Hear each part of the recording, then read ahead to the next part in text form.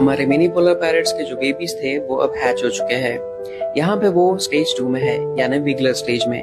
इस स्टेज में वो धीरे धीरे उसी सरफेस में चिपक कर ग्रो करेंगे। यहाँ पे जो आप इनकी बॉडी पे एक छोटा सा सैक देख रहे हैं वो है इनका फूड सैक, जो कि कुछ दिन चलेगा और उन्हें फूड प्रोवाइड करेगा जब तक कि वो खुद से तैर ना पाए। एग्स और फिशेस को बचाने के लिए ये पैरेंट कंटिन्यूअसली पॉट के अंदर स्विम करता है ताकि इसमें वाटर फ्लो बना रहे। हमारे पास एक दूसरी फिशेस भी थी जिसमें बेबीज विगलर स्टेज में थे, बट अब कुछ दिन हो गए हैं एंड वो फ्री स्विमिंग हो गए हैं। अब वो खा सकते हैं। इन्हें मैं बेबी ब्राइन श्रिम्प्स दे रहा हूँ। And follow for new